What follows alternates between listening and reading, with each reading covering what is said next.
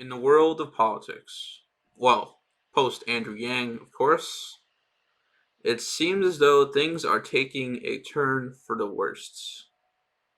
And as I stare at this poll that I'm about to talk to you all about, I'm saying this completely seriously. It's starting to look like the beginning of the end of democracy as we know it for this country. Even though some would argue we might be more of a republic or even secretly an oligarchy. But true democracy, that's starting to dwindle away. It appears so with every poll that comes out tracking the Democratic primaries, the Democratic race. So we have this tweet here by the Twitter account P Polling Numbers. They are a great Twitter account to track all the latest polls, like I said, on the current state of the Democratic race. And they have this tweet reporting on a national NPR/Marist poll that dropped, I think it was like 3, 4 a.m. So pretty much when everyone was asleep. And I'm sure everyone woke up to this and probably were not too happy because this poll is really starting to set a tone for the state of the country right now. And let me just go ahead and list off the candidates and what percent they got. So we have Bernie Sanders at 31%, Mayor Bloomberg at 19%, Biden at 15%, Warren at 12%, Klobuchar 9%, Buttigieg 8%, and Steyer coming in hot at the end with a 2%. Okay, so Bernie Sanders, I guess we can cover this first. It's like he's really proving himself as the electable candidate against Trump. I'm gonna hold my judgment on if he can actually beat Trump.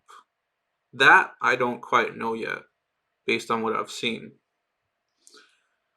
But he is starting to run away with the nomination, as of course he's taken away from the Warren supporter base in the past few months, and especially at Joe Biden's base, as according to Morning Consult, a lot of Biden supporters' second choices, a lot of them are actually Bernie Sanders. So yeah, Bernie has been chipping away at other people's support, mainly Biden, Warren, and I'm sure a lot of the undecideds, to kind of find himself at 31% in this current poll today, with 31% of the support. Of course, that's huge. Bernie is the front runner, clear and simple. And obviously the media are going to not really talk about this. And I think that's a little bit unfair to Bernie based on what I've seen. Second seems to be the new first, because admittedly, the media hate Bernie, the establishment hates Bernie, healthcare companies hate Bernie, a lot of people hate Bernie. And as to why, well, obviously he's a huge threat to the current status quo. Well, besides not talking more of Trump's status quo, but the status quo of the country as a whole. And yeah, he's a huge threat to a lot of the current establishment. Obviously, they're scared of him. But the more surprising, I would say, statistic of this poll, and sorry for taking so long to talk about it, but it is, of course, Bloomberg at 19%.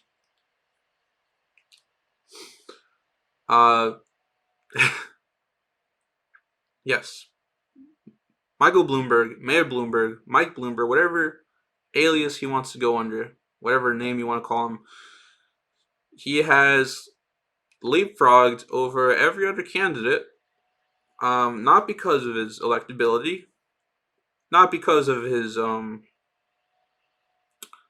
what's the word, charm or likability or even policies. No, Michael Bloomberg finds himself at 19% nationally out of all the Democrats in second place. He finds himself in second place because he spent money. He's got money. The man is worth almost $60 billion. I think like the top 10 or top 20 richest um, people in the entire world. He's at 19% because he spent over 350 million, probably closer to 400 million at this point, over $350 million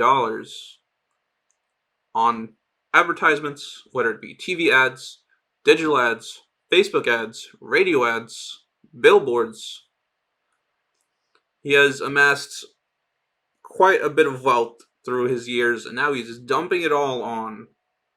Not all of it, actually. I'm pretty sure this is not even making a dent in his overall net worth. He has been dumping all this money on the Democratic race, and it served him well. Oh, not to mention, in case people are like, maybe people might compare Bloomberg's numbers to when Biden was the quote unquote front runner. The difference between Biden and Bloomberg, people could say Bloomberg has soft support just like Biden. The clear difference is that Bloomberg has not only been buying ads, excuse me, not only been buying ads, but has been buying thousands and thousands of staffers across the country. By far the most staffers of any current campaign. His he treats the staffers well. I think there was this one article that said he gives them new iPhones, three course meals every day, or yeah, 3 meals every day, something like that. He also has catering, free wine, all that jazz at his rallies. He knows what he's doing. I give him credit to the fact that he's using his wealth in the strongest way possible to prop himself up as a really serious candidate. But that's about it when it goes to the respect that I give him. Because of course Bloomberg has problems that have gone under or that have not gone under the microscope yet. Whether it be his stop and frisk controversy, his apparent racism, no, not apparent, clear racism, whether it be leaked tapes or just what he's done in the past. His what is it, over 80 or close to 80 sexual harassment allegations against him from like dozens of women. Um various things. Various things. Oh, how he doesn't want to increase the minimum wage. He thinks weed is one of the stupidest things ever created or something like that. He doesn't believe in universal health care. Yeah, these these are all things that a lot of voters don't know. What they do know is Bloomberg's ads that he's launched, um, which are really good ads. I'll say that they're really good ads. One ad makes it look. You've probably seen this ad. One ad looks like it's literally one ad is like shaped to look like Obama is literally endorsing Bloomberg, even though Obama hasn't said a peep of Bloomberg yet. Bloomberg's marketing team are genius. Because that ad, if you were just the average uninformed voter, you would think that Obama had endorsed Bloomberg. But obviously that's not the case. And yeah, Bloomberg is a serious threat, is what I'm saying. Just straight up. He is a serious threat. And I think as soon as many of Biden's supporters, Klobuchar, Buttigieg, other centrists in the race, well, that's pretty much the top three left. But yeah, maybe a little bit of Warren supporters. as soon as Biden, Klobuchar, Buttigieg, the majority of those voters see their candidates as unelectable or not viable anymore, they're going to get behind Bloomberg. This moderate vote that Bloomberg currently leads in is going to rally behind him, and I'm really, really scared about that happening. So if you support Sanders, or if you don't want to see Bloomberg, take the nomination for himself, you should be happy that Biden, Klobuchar, and Buttigieg are still in this race. Because when you add up Bloomberg, Biden, Klobuchar, Buttigieg, it's way more than Sanders' 31%. But of course, I don't want to ignore the fact that a lot of Warren supporters would go to Sanders, and a decent number of Biden supporters. I think actually the majority, not majority, but the most, something like 20 something percent would go to Sanders. So, but still, yeah, this should be scary to anyone watching. It should be very frightening. And honestly, I don't know how I got to this point. I really don't. I think no matter if this is Bloomberg's peak, 19% national, because we do have a debate coming tomorrow, which could knock down Bloomberg. I think everyone's going to be on the offensive against Bloomberg. I think that's going to happen. My dog's barking. Apologies for that. But I think even if this is Bloomberg's peak, I think he's set a precedent, a very scary precedent, that future billionaires could enter this race and perhaps pull off something similar to Bloomberg, which is scary. Could we see a billionaire try this again in the future, no matter what happens to Bloomberg after this? Who knows? I just think this is really scary. And yeah, the debates are tomorrow. Hopefully I'm going to cover it, and we'll see what happens. I'm going to be I think everyone watching should watch the debate and see what happens to Bloomberg. What the other candidates' approach to Bloomberg is.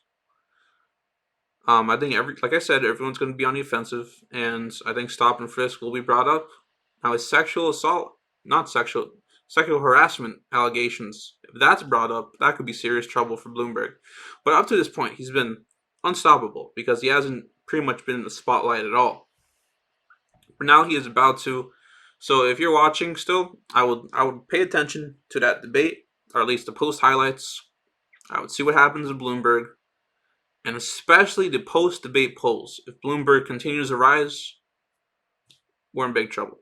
If he stagnates or decreases, then I think it was a job well done at the debates. But yeah, that's what I'll mainly be looking or watching the debates for, and I think a lot of people will have the same notion going into debates. But yeah, that's pretty much it from me. A little bit more of a serious video, considering this is serious stuff is happening right now. But yeah, thank you all so much for watching. I've been Detective Lewis. If you enjoyed the video, I appreciate it. I maybe leave a like if you enjoyed. But yeah, yeah, Bloomberg. Wow, 19%. All right. Thank you all so much for watching. I hope you all enjoyed, and I will see y'all later. Peace.